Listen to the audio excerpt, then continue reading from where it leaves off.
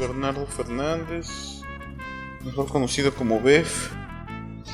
Y yo siempre he pensado que es un género literario muy visual, que siempre le hace falta como la parte visual le ayuda mucho, ¿no? Entonces, por eso me ofrecí a hacerlo, no cobré, ¿no? Me ofrecí a hacerlo voluntariamente, ¿no? Sí, fue.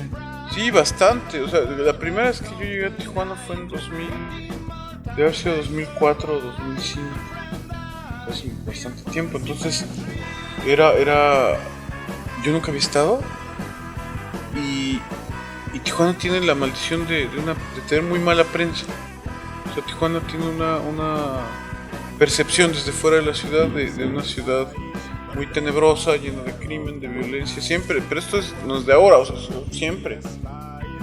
Y me encontré con una ciudad, existe desde luego esa parte, pero también con una ciudad con un movimiento cultural impresionante, con un montón de gente haciendo cosas.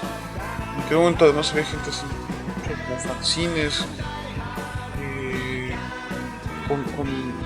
con la gráfica, que aquí siempre ha sido como muy rica, con esta escena musical. Es decir, fue llegar y descubrir una ciudad, esa es la palabra, muy rica, un montón de vetas, ¿no?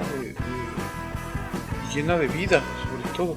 Entonces, yo siempre digo, ¿no? Que es mi ciudad favorita del país.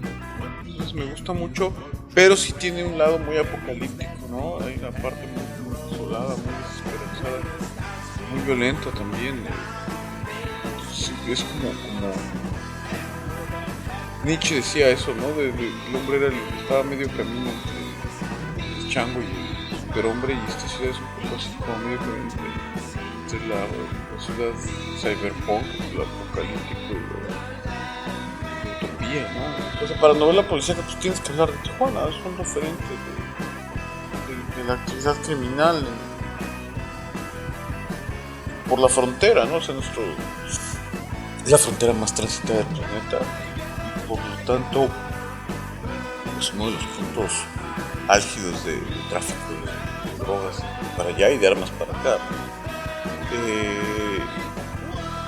No sé, yo de repente le tengo como respeto no sé, a la que tengo mucho respeto.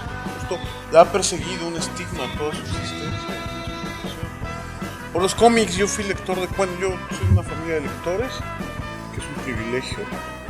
Fui lector de cómics de niño, y esto permitió que o sea, un paso natural a la lectura formal, o sea, sin demeritar a la otra, pero una lectura sin dibujitos, ¿no? Entonces, pues eso fue como en mi casa, aparte de mi educación, una familia de lectores, que considero que es un privilegio. Entonces, para mí hubo como esta graduación del cómic hacia la lectura, pero nunca lo abandoné del todo. O sea, sigo leyendo y además dibujando cómics. Hay lugares a donde no llega la palabra y lugares a donde no llega la imagen, pero cuando las juntas son más que la suma de sus partes. Cuando se juntan se multiplican, no se suman. Y eso me parece muy interesante. Hay una semántica de la imagen, de la narrativa visual, gráfica, con reglas muy específicas y con sus propias convenciones, que no se pueden hacer con las palabras. Hay cosas que no puedes hacer con la imagen, ¿no? Pero eso que a mí me parece que enriquece mucho las posibilidades narrativas. Es de repente más cercano al cine, por ejemplo, ¿no? En lo visual. Yo tengo una gran debilidad por el cine, y entonces el cómic me parece conjunta como todas las disciplinas, en el sentido de, el cine es todavía más completo, pues, pero en el cómic está la literatura, la narrativa, incluso puede haber cierta calidad poética, y por el otro lado está lo visual, lo gráfico, lo expresivo, sí. El lenguaje corporal pues proviene del teatro, por ejemplo. O sea, todas estas expresiones, rangos, tú haces actuar a tus personajes, y eso no proviene novela gráfica, porque en la pintura en general no se retratan, se retratan expresiones, pero la plasticidad que tiene un personaje en el cómic esa pues, proviene de las artes escénicas, por ejemplo. Entonces creo que es una disciplina muy completa que a mí me interesa mucho y que tiene ahora un buen momento en México.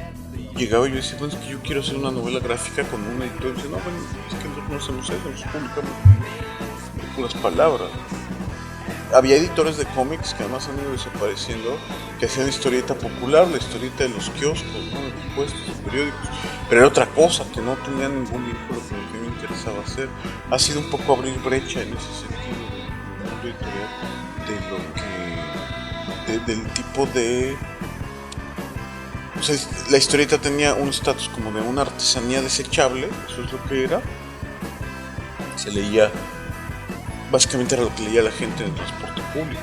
Para eso servía, para leer en el camión, en el metro, en el autobús. Lo leías y lo tirabas, no tenía mayor intención de trascendencia. Y en este tipo de cómics lo que se busca es eso, una novela que se cuenta con la combinación de palabras e imágenes en el lenguaje del cómic. Y eso creo que es lo hace como más complejo y muy ambicioso. Pues es que tengo las dos vertientes. Cuando la escribo es un proceso totalmente distinto que cuando dibujo.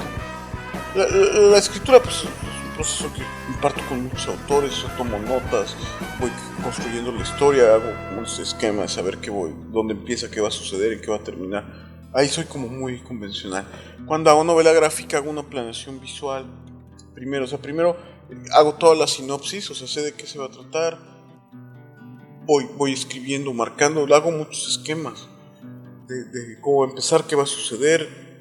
Y luego, como normalmente divido por capítulos, voy capítulo por capítulo haciendo una planeación. Primero la trazo a lápiz. Esto puede ser en formato digital o tradicional, pero primero hago un trazo a lápiz y después pongo los diálogos y al final hago el acabado fino. Ya incluye la tinta, en su caso el color. Bueno, la próxima que voy a publicar es en color, entonces bueno, había que hacer el acabado en tinta y luego colorear. Lo cual multiplica como por 16 veces el trabajo que me cuesta hacer una novela escrita, que ya es bastante trabajo. Entonces hay una planeación visual que además luego pues, voy colocando las páginas para ver cómo va progresando. Yo he publicado unas 4 o 5 novelas gráficas, la mayoría de ellas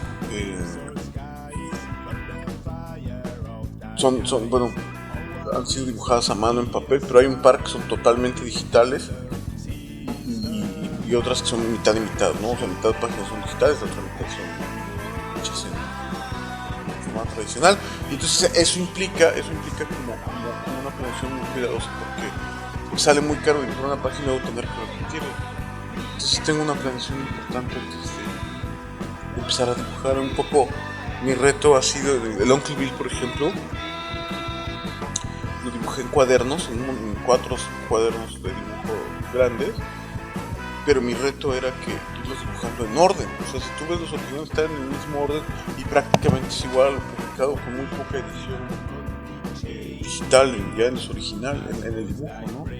La que ahora va a salir en mayo, que se llama El Instante Amarillo, también esa ocupo casi todo en un solo cuaderno.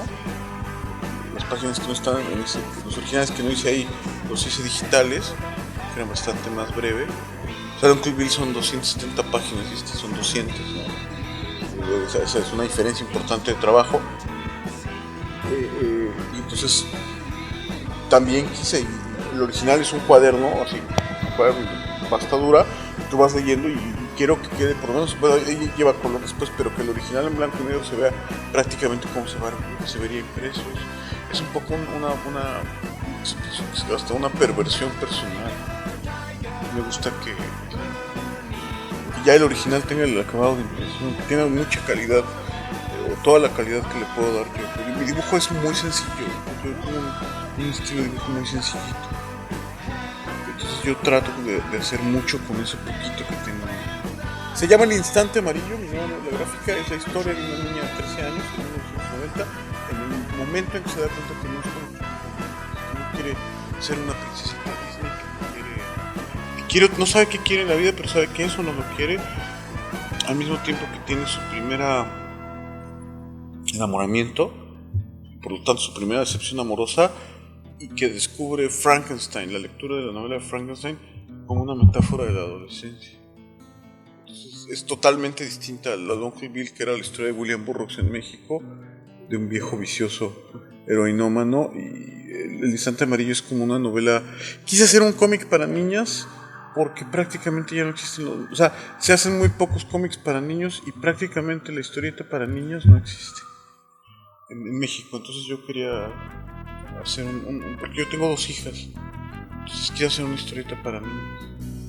Bueno, o sea, la niña es una historia como muy cotidiana, pero de repente se le aparece el monstruo Frankenstein. O sea, rompe el espacio del libro y aparece en su realidad. Y es así, pero a mí siempre me gusta, y eso sí lo tienen todos mis libros, incluso las novelas policíacas, me gusta el vuelo fantástico, que en algún momento las cosas se salen de control y empiezan a tener la lógica de los sueños o de la imaginación. Y entonces yo soy un gran defensor de la imaginación como un recurso literario muy potente. En mi carrera creativa, la exploración de lo femenino ha sido una obsesión, ¿sí? Incluir a la mujer, empoderarla, tanto en las novelas policíacas, que son personajes femeninos los protagonistas, ahora en la nueva novela gráfica pues es una niña de 13 años. Yo me imagino que a una gran cantidad de mis colegas les gustaría escribir sobre guerreros cósmicos o sobre superhéroes llenos de testosterona. A mí me interesa contar la historia de cómo una niña a los 13 años decide que no quiere lo que le están imponiendo. Eso a mí me parece más interesante. Bueno, hay espacio para todos, o sea, hay espacio para el hombre araña y hay espacio para la niña de novela gráfica. Yo creo que ese es el encanto de la lectura, que hay una cosa para todo el mundo. Seguro que los lectores de superhéroes les ha de matar de la flojera de esta historia que estoy contando, pero estoy seguro que hay mucha gente que puede decir, mira, esto me puede interesar. Es una historia que me dice cosas, ¿no? Yo creo que las historias, y es pues, uno de los encantos de la literatura, es que te puedes conectar con una historia que aunque te lleve a contextos totalmente distintos que el tuyo, o justamente ese es el encanto, vivir otras vidas a través de la lectura. Sí, ha habido varios acercamientos, no uno, ya como 2 o 3, de gente que hace audiovisual, ¿no? De los cineastas de la tele, para hacer algo con el material. Lo que pasa es que es muy lento, pues, o sea, ha habido un proyecto se cayó, que ni siquiera logró despegar. Ahorita hay un option para hacer una serie de televisión con la serie, pero va lento, entonces yo no me desespero. Además no es mi medio, yo no soy cineasta, audiovisualista, entonces claro que me da mucha ilusión, ¿no? Algún día me gusta jugar con los amigos de quién interpretaría qué personaje, porque a mí me gusta leer ese tipo de libros. Hay mucha literatura que es llamada realista, que no tiene esa irrupción, y a mí me gusta cuando sucede, aunque sea de manera muy sutil. Tengo en alguna de mis novelas, de las novelas policíacas, que pues, uno pensaría que son como muy justo de la realidad, muy dura, etcétera. Hay una en la que la irrupción de lo fantástico suele ser muy sutil. Hay una en la que hay un narco que además hacía alusión al Chapo cuando estaba prófugo, y hablo de él como llega a un restaurante. Estas cosas que se dice que suceden, de que llegan al restaurante que te quitan el celular porque va a comer el capo, y todas estas situaciones y entonces él llega acompañado de su mujer. No es el Chapo, pues es un narco que es como un demonio, y entonces hablo de un demonio con patas de cabra y que llega con un ángel que flota, ¿no? Su mujer es una mujer hermosa que es como un ángel que va flotando. Pero no lo uso como metáfora, o sea, para mí ahí entra un ángel flotando a media novela, y eso para mí es importante, que siempre haya esos pequeños espacios que son como atisbos al asombro.